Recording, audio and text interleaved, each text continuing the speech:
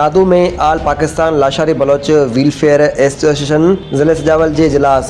Babra hydro union ज़िले सजावल जो वाइस चेयरमैन अली अकबर लाशारी आल पाकिस्तान लाशारी वेलफेयर तलके मीरपुर बटूरो जो सदर मुंतखब तंजीम के मजबूत ऐं मुनज़म करण समेत नौजवाननि खे तालीम रोज़गार जा वसीला फराहम करण समेत ॿियनि फलाही कमनि में भरपूर हिस्सो वठण जो अज़म। दड़े में आल पाकिस्तान लाशारी बलोच वेलफेयर एसोसिएशन ज़िले सजावल जो अहम इजलास प्रेस क्लब दड़ो ऑफिस में ज़िले सदर एजाज लाशारी जी सदारत हेठि थी गुज़रियो, जंहिंमें आल पाकिस्तान लाशारी तंज़ीम ज़िले टंडो मोहम्मद खान जो सदर सरदार मरहम खान लाशारी ख़ासि महिमान तौर शिरकत कई। जॾहिं त तंज़ीम जे ॿियनि ज़िले उहिदेदारनि वफ़ा चंदन लाशारी मुश्ताक लाशारी समेत लाशारी बिरादरी जे ॿियनि माण्हुनि शिरकत कई। इजलास में अली अकबर लाशारी खे वाबड़ा हाइड्रो यूनियन ज़िले सजावल जो वाइस चेयरमैन चूंडण ते खेसि जरकूं ऐं लोंगियूं उॾाई वयूं, जॾहिं त खेसि आल पाकिस्तान लाशारी वेलफेयर तलके मीरपुर बटूर जे सदारत लाइ मुंतखब कयो वियो। उन खां अलावा ॿियनि उहिदेदारनि में नायब सदर लाइ छोटो खान लाशारी, जनरल सेक्रेटरी दशानवाज़ लाशारी, जॉइंट सेक्रेटरी नूर मोहम्मद लाशारी, इतलात सेक्रेटरी खलील उमर लाशारी, खजानची बाबू खान लाशारी खे चूंडियो वियो। उन मौके ते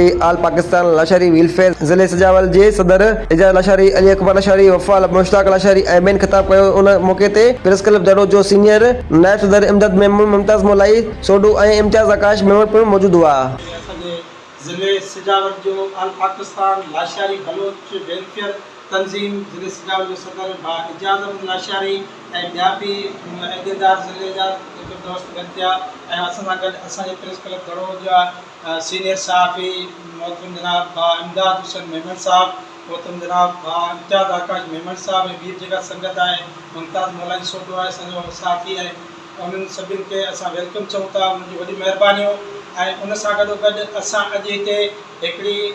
आल पाकिस्तान लाशारी बलोच वेलफेयर तंज़ीम ज़िले सजावल जे तहत मीरपुर बटोरे जी हिकिड़ी गाॾी चूंडी आहे, जंहिं मंझि असांजो क़ाबिल एतिराम प्यारा भाउ मोहतरम अली अकबर लाशारी साहब खे तहत मीरपुर बटोरे जो सदर चूंडियो आहे